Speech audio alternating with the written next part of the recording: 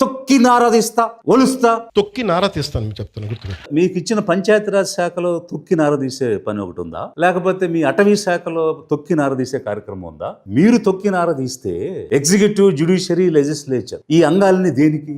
అధికారులు ఏం పని చేయాలి? న్యాయ వ్యవస్థ ఏం పని చేయాలి? అలాగే పాలనా అంగం అయినటువంటి మీరేం పని చేయాలి? అసలు ఆ భాష ఏంటి? ఒక మంత్రిగా తొక్కి నారదీస్తా ఏంటంటే రాజ్యాంగం అనేది లేదా ఈ రాష్ట్రంలో? ఈ దేశానికి ఒక రాజ్యాంగం ఉంది కదా, రాజ్యాంగబద్ధంగా కదా పాలన సాగాలి. నేను తొక్కి నారదీస్తా, ఒలుస్తా, రిమూవ్ చేస్తా అంటే అదా మీ మంత్రిగా మీ జాబ్? అదా మంత్రిగా మాట్లాడే భాష? అదా? ఇది సభ్య సంస్కారమా? ఇది కనీసం బూడిదైనా ఇవ్వండి అని బిడ్డను కోల్పోయిన తల్లి అడుగుతుంటే ఈ గుంపు పార్టీల పాలనలో ఆంధ్రప్రదేశ్లో శాంతి భద్రతలు ఉన్నాయా అని జనం ప్రశ్నించేటువంటి పరిస్థితి.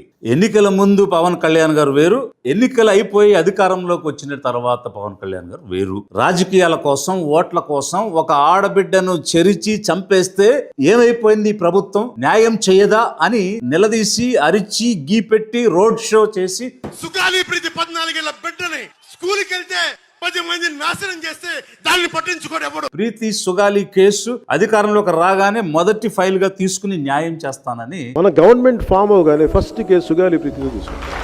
ఆ రోజు చెప్తే నిజమేనేమో ఇతను మాట్లాడిందంతా అని జనం అనుకున్నారు. కానీ ఇతను సినిమాల్లోనే నటిస్తాడని ఇన్నాళ్ళు అనుకున్న వాళ్ళకి ఒక కొత్త విషయం చెప్పాడు. ఏమిటనంటే రియల్ లైఫ్ లో కూడా నేను నటిస్తాను, అందుకే ఆధారాలు లేవు, సాక్ష్యాధారాలు లేని దాన్ని నేను ఏం చేయాలి అని తిరిగి మళ్ళీ ప్రశ్నిస్తూ ఉన్నారు. కొన్నిసార్లు క్రైమ్ చేసి క్రిమినల్స్ అయ్యి కూడా మనం కొన్నిసార్లు వదిలేయాల్సి వస్తుంది, ఎందుకంటే సాక్ష్యాధారాలు లేక. ఉదాహరణకి సుగాలి ప్రీతి కేసు మళ్ళీ వచ్చి ఇప్పుడు నేను వచ్చి ఫస్ట్ కేసు అదే తీసుకుందామంటే సాక్ష్యాధారాలన్నీ లాస్ట్ గవర్నమెంట్ నుంచి చెడిపేశారు. పోయిన సాక్ష్యాధారాలని మనం తిరిగి తీసుకురాలేదు. 2017లో ఈ ప్రీతి సుగాలి ఇన్సిడెంట్ జరిగింది. 2 సంవత్సరాలు మీరే అధికారంలో ఉన్నారు, మీ ప్రభుత్వమే, మీ గుంపు పార్టీ ఉంది. మళ్ళీ ఇప్పుడు కూడా మీరే అధికారంలో ఉన్నారు. పోలీస్ వ్యవస్థ లేదా? ఇన్వెస్టిగేటివ్ స్కిల్స్ లేవా? ఎస్ఐటీలు లేవా? ఒక మర్డర్ ని ఎలా జరిగింది, ఒక రేప్ ఎలా జరిగింది అని వెలికి తీసేటువంటి స్కిల్స్ ఉన్నటువంటి డిపార్ట్మెంట్ గాని, పోలీసు గాని, ఆఫీసర్లు గాని ఈ రాష్ట్రంలో లేరా? గొడ్డుపోయిందా అధికార వ్యవస్థ అంతా కూడా? చేతగాని మాటలు మాట్లాడుతున్నారు.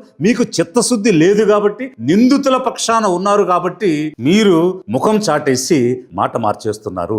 మీకు నిజంగా ఆ బిడ్డకు న్యాయం చేయాలి, ఆ తల్లి పార్వతికి న్యాయం చేయాలి అని మీరు అనుకుని ఉంటే, ఇంత అధికార మైటీ గవర్నమెంట్ పవర్ మీ చేతిలో ఉంటే ఒక హత్యను, ఒక రేప్ ని మీరు బయటకు తీయలేకపోతున్నారంటే purely you're not interested. You're interested in towards criminals. నిందితులకు మీరు కొమ్ము కాస్తున్నారు కాబట్టి నిజం వెలికి తీసి ఆ బిడ్డకు న్యాయం చేయలేదు. ఇది రియల్ లైఫ్ లో నటించడం కాదా? మీకు అవసరమైతే హత్యలు వాడుకుంటారు, మీకు అవసరం లేకపోతే క్రిమినల్తో నన్ను జత చేస్తారేంటి అని ప్రశ్నిస్తారు. ఎవడో క్రిమినల్ కులంలో కూర్చొని చేస్తే నన్ను ఏం చేయమంటారు? దానికి నేను బాధ్యత వహించాలా? దానికి ఇది మీ రియల్ నటన.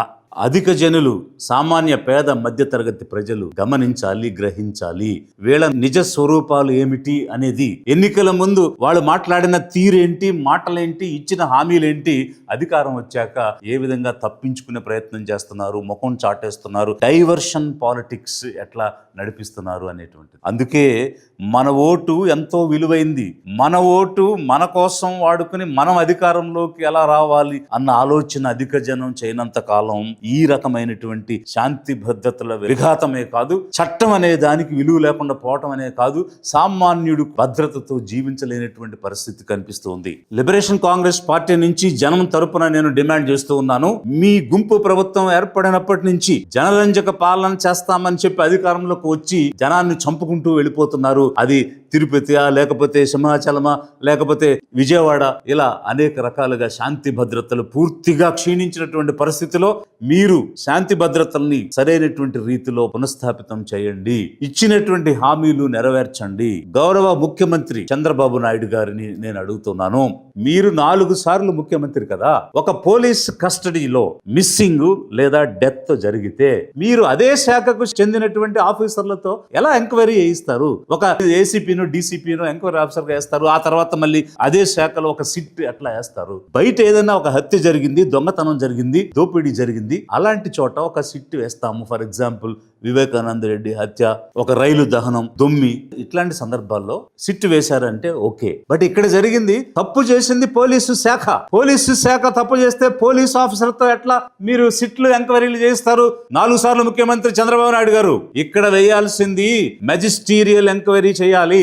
ఆ శాఖకు సంబంధం లేని వ్యక్తి ద్వారా, ఒక రెవెన్యూ ఎగ్జిక్యూటివ్ మ్యాజిస్ట్రేట్ గాని జ్యుడిషియల్ మ్యాజిస్ట్రేట్ ద్వారా గాని ఎంక్వైరీ చేయించాలి. ఇది ఫండమెంటల్ రూల్ కదా, criminal and civil procedure code లో ఉన్నది కదా. 4 సార్లు ముఖ్యమంత్రి అయినటువంటి మీకు తెలియదా? మీ చుట్టూ ఉన్నటువంటి ఆఫీసర్లైనా మీకు చెప్పలేదా ఇది ఒక మ్యాజిస్టీరియల్ ఎంక్వైరీ చేయించాలని? ఇన్క్వెస్ట్ చేయాలి. ఆ బాడీ ఏమైపోయింది, బాడీ దొరికితే బాడీని ఇన్క్వెస్ట్ చేయాలి, ఆ తర్వాత మెజిస్ట్రియల్ ఎంక్వైరీ చేయాలి. ఈ రెండు చేయకుండా మీరు సిట్లు వేస్తే నిజం ఎలా బయటకు వస్తుంది? మేము లిబరేషన్ కాంగ్రెస్ పార్టీ నుంచి డిమాండ్ చేస్తున్నాము, కనీసం డిస్ట్రిక్ట్ జడ్జి స్థాయిలో ఉన్నటువంటి ఒక మ్యాజిస్ట్రేట్ ద్వారా వారి సిట్లో, వారి నాయకత్వంలో మల్టీ డిసిప్లినరీ టీమ్, అందులో కావాలంటే అసిస్టెంట్స్ కి పోలీసులు గాని ఇతర శాఖలను గాని పెట్టుకోవచ్చు. But it should be headed by a magistrate. ఒక మ్యాజిస్ట్రియల్ ఎంక్వైరీ చేయించి నిజాన్ని బయటకు తీసుకురావాలి. తమిళనాడులో ఏ విధంగా అయితే పోలీసులు కిరాతకం వల్ల చనిపోయినటువంటి సందర్భంలో వారికి శిక్ష కోర్టులు విధించాయో, ఆ రకమైనటువంటి శిక్ష విధించే విధంగా